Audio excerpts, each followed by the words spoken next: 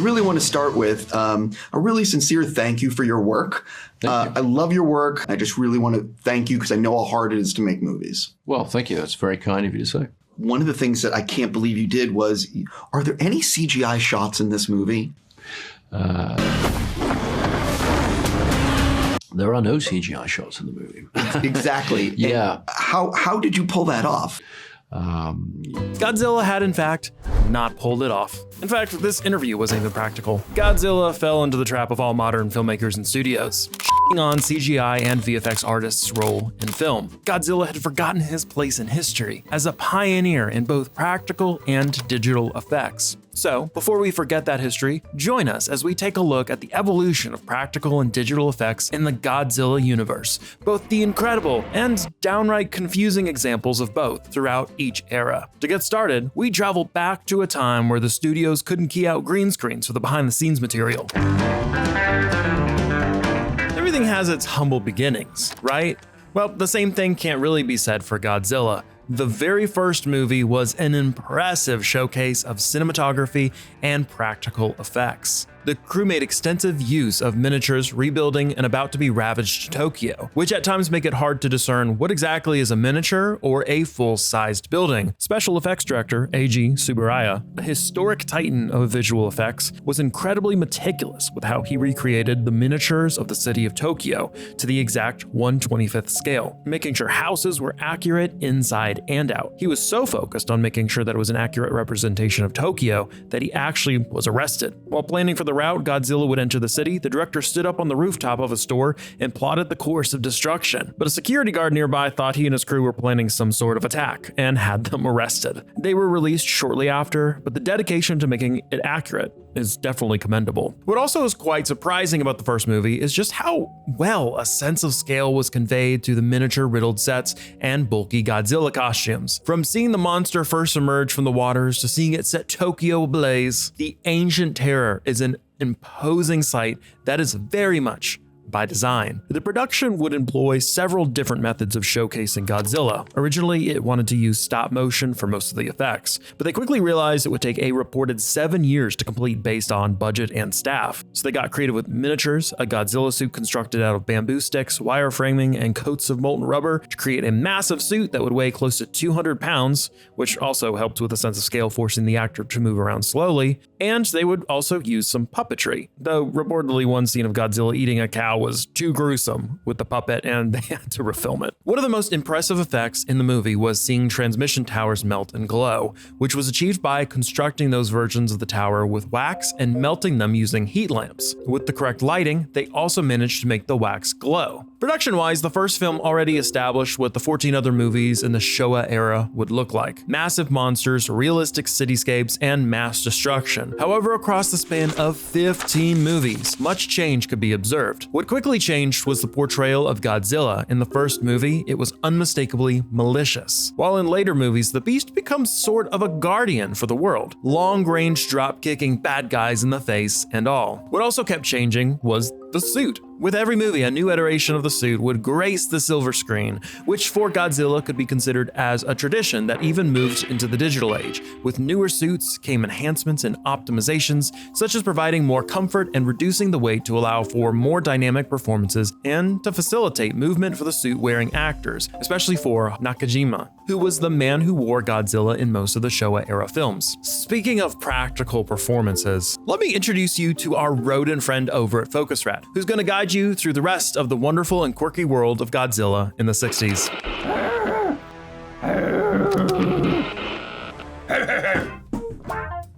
Hi guys, and thanks for having me on your channel. This cult classic is known to American audiences as Godzilla vs. Monster Zero. Featuring sneaky aliens, the Zillions, who somehow convince humanity that borrowing Godzilla and Rodan to beat up King Ghidorah is a stellar idea. Surprise, surprise, the plan backfires spectacularly. So while Godzilla was busy fighting the three-headed monster, the producers were also fighting a battle of their own. Against a production budget tighter than my pupils after a long night in Vegas. Adjusted for inflation, it was around $8 million US, which wasn't a lot even for that era. This cost-cutting is clearly visible in the goofy-ass practical effects and the fact that they recycled scenes from previous Godzilla movies. Speaking of special effects, they used an Oxberry optical printer to composite the different visual elements and actors onto the same film strip. If you jump on eBay, you can find one of these printers for the price of a 10-year-old Honda Accord driven by a newly divorced soccer mom from Ohio. Here at Focus-Red, we like to emphasize that in the wonderful universe of visual storytelling, ingenuity and resourcefulness will help you overcome any budgetary constraints. Special effects art director Yasuyuki Inoue demonstrated this perfectly when he broke the floor of the studio to gain some extra depth for a much-needed low-angle shot. In order not to delay production, Yasuyuki skipped the step where he asked for the permission of his little construction project, almost costing his reputation and job as an art director. This film marked the peak of the Shōwa era. Godzilla is more of a good guy and kid-friendly, fighting Ghidorah and saving the day. We even got the infamous Godzilla victory dance. A moment so bizarre, you can't help but to love it. I really hate the huge amount of gatekeeping that goes on in the film industry. So I made it my life goal to educate and entertain everyone crazy enough to be interested in it. So please make sure to jump over to my channel to learn more about who actually works on a film set, or just to watch an unhinged essay on the cinematography of One Piece. Focus-Red out. Eventually, much like the monster itself, Godzilla productions would evolve into a different caliber entirely, entering the Heisei Era.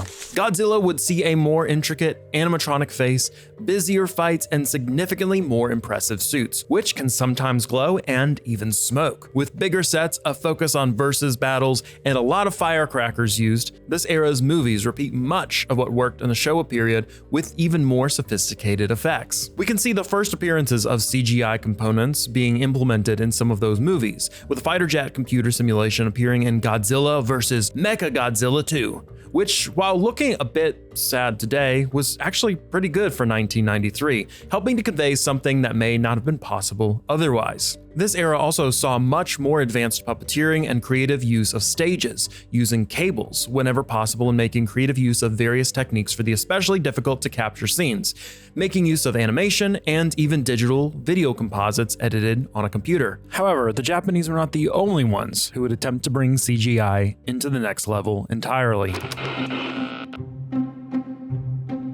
Some of the most controversial Godzilla movies must be the first few in the hands of American directors. Godzilla, the one from 1998, is often criticized for straying too far away from the original source material, and whether you like the film or not, I think we can all agree that it might have been received better if it didn't have the Godzilla title. But looking past the liberties that were taken here, TriStar's Godzilla is quite an impressive feature, making use of many clever effects which help bring the monster to life, featuring many scenes that would not have been possible to achieve practically. And though they did use practical effects throughout this film to great effect, there were a ton of shots, like hordes of people running down the street, with a camera pan revealing gigantic dinosaur legs towering above them and smashing into the ground. This would likely not have been possible, only using practical effects, editing, and lots of gaff tape. And though this film was a fascinating display of CGI, especially in the late 90s, it's really where the practical and digital merged together for the first time for the Godzilla franchise. Roland said, I'm going to shoot the film as though Godzilla were a real actor on my set.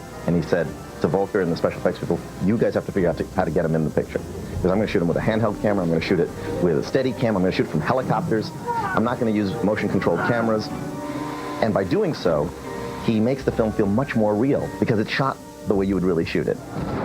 The film was also quite demanding for the actors on screen, requiring lots of vaulting and running and revisiting a scene multiple times over a course of weeks to collect more footage to be used in different scenarios. Sequences are stretched out over weeks and weeks or months. You know, you do a little piece here, 2 weeks later another little piece, and a month later another piece. All of this to compose one final sequence after weeks of work. And with so many chaotic and busy days on set, planning was paramount. This meant that the crew relied quite heavily on their storyboard. We rely on storyboards for a movie, but in this one, I mean, you really did. It's like, okay, so this shot, this is the shot we're getting, this is the footage where, okay. While being a rather unpopular entry into the series, TriStar's Godzilla really seems to have been a labor of love, showing a different interpretation of the monster, one that is just a little bit less fantastical, but rather explores a more animalistic side of the ancient terror, with a little humor sprinkled in between the action as well. Whoa! This is where the Knicks get showered and everything. God. And sure, it kind of just feels like a little bit longer interpretation of Jurassic Park 2, you could say. Luckily, haters of the American reimagining had another era of Toho-produced Godzilla movies ahead of them, which would revisit the style of the Shōwa and the Heisei periods. The pressure to correct the image of Godzilla, so to speak, directly originated from TriStar's failure. As sequels were canceled, a vacuum was created that needed filling, and that is exactly what Toho did. Instead of a fast and agile supersized dinosaur, we got to see a bulky and slow creature again, and instead of using puppets and a mostly digital monster, in this era, Godzilla was filmed for real and existed as a costume on set. But what is new in this era is that an evolution in visual effects work can be seen throughout it. Godzilla 2000 already is an excellent showcase for this, as more and more scenes saw green screen captures, recordings of people on the streets responding to Godzilla's violence, and photographic material all comes together into one composite. However great that is, and however fun those movies are to watch, this era does start to show its age at points, which is likely the result of the production's rushed nature.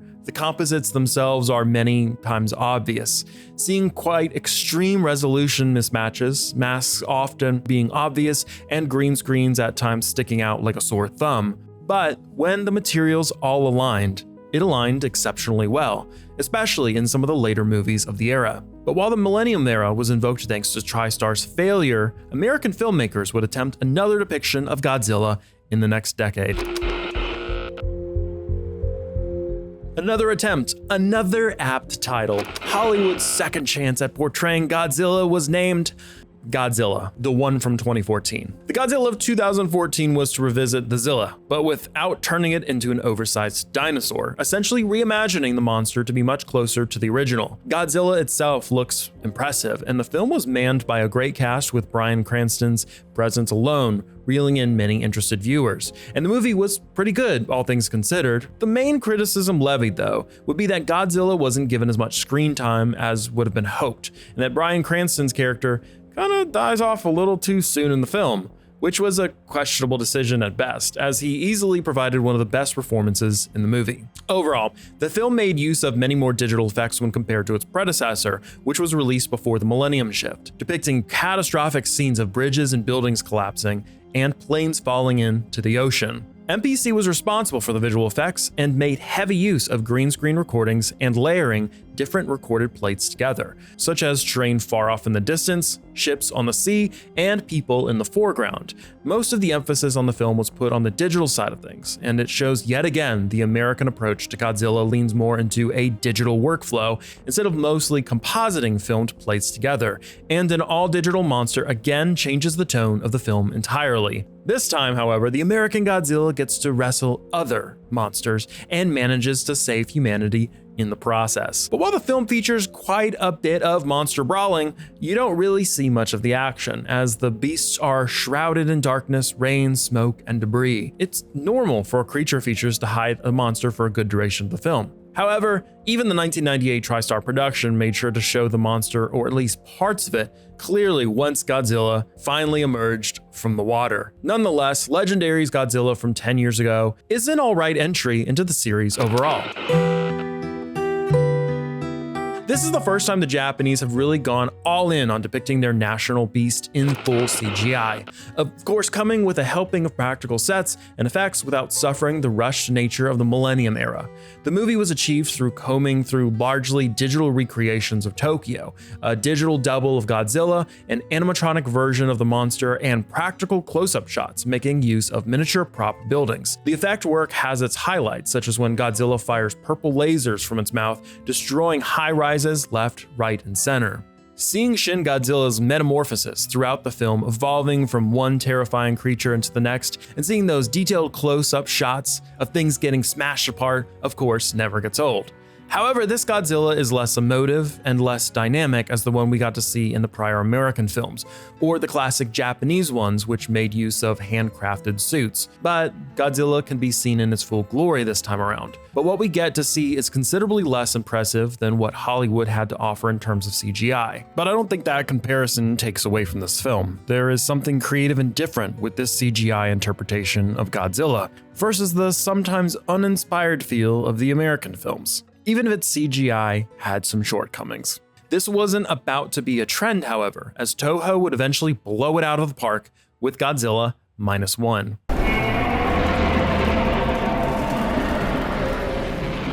When you get to know the details of Minus One's production, it seems more and more like the production house Shirogumi achieved the impossible. With a 35-man team, Shirogumi managed to create an outstanding rendition of an antagonistic Godzilla. The digital and visual effects hold up more and more when compared to American films, which is especially impressive considering that Minus One had a minuscule budget with $15 million, less than a tenth of the budget the 2014 movie had. The team managed to create one of the most dynamic and interesting Godzilla appearances yet, and the making of the video of the visual effects explained quite well how many yen or dollars were saved during production. With simplifying the VFX pipeline by cutting out the head of the VFX and replacing that role with the director, there was no middleman between the two, and shots could be completed in a faster manner without much back and forth. Practical sets were more often than not really small, and one prop, such as a small piece of a warship, was reused as much as the team could get away with it. Who needs stage hydraulics if camera movements and a little bit of acting achieved just as good of an effect in the end? And finally, the crew made use of a gratuitous amount of green screen shots on very condensed sets, meaning that most of the time, real extras in front of the shot and crowd simulations in the background were a more economical option when compared to bigger sets populated with more people. And while the doubles by themselves may be easily noticeable, when real people appear in the same shot, they suddenly seem much more convincing. Much was thought through before any artist even got started, with how Godzilla was sculpted, with enough detail to be used in any shot, close-up, or far away, for instance, and with the team understanding what they were capable of and catering the movie to the strengths of the 35 VFX artists it employed, with director and writer and VFX lead Takashi Yamazaki recounting in an Oscars interview that he wrote in more scenes taking place in the ocean after spotting a compositor in the team showing promise in creating water simulations one day. We had a very young compositor that was his role inside the company, but it turned out he loved VFX. He did some water simulations at home and brought them to the office one day. We said, oh wow, this is some pretty high quality water simulation. That allowed me to write in more scenes that took place on the ocean. And when observing what only $15 million can do for a movie, it makes one wonder what a $100 million feature with the same economical considerations could look like. Speaking of big budgets, the Americans have been busy too, making more movies to the follow-up of Godzilla 2014, and following the same philosophy and production, and even featuring America's very own national beast from time to time, King Kong. The upcoming film Godzilla and Kong at the New Empire made use of 8 VFX production houses, one of which was only responsible for pre-visualization, while Godzilla Minus One only made use of one small team in contrast. But no matter how big or small the teams, budgets, and render jobs are for these movies, one thing is clear. Godzilla is, was, and will always be a movie franchise which is made or broken through effects work, a benchmark for what artists were capable of in the past and are capable of today. The series is a celebration of how effect work, no matter if digital, practical, or visual, elevates movies and how different approaches can lead to terrifying or whimsical results, which can largely be attributed to Godzilla's simplicity. But you know which movie was not, super simple to make? Dune Part 2. Check out our video on the production of Dune Part 2 and the lengths that Denis Villeneuve had to go to make the film. Bye now.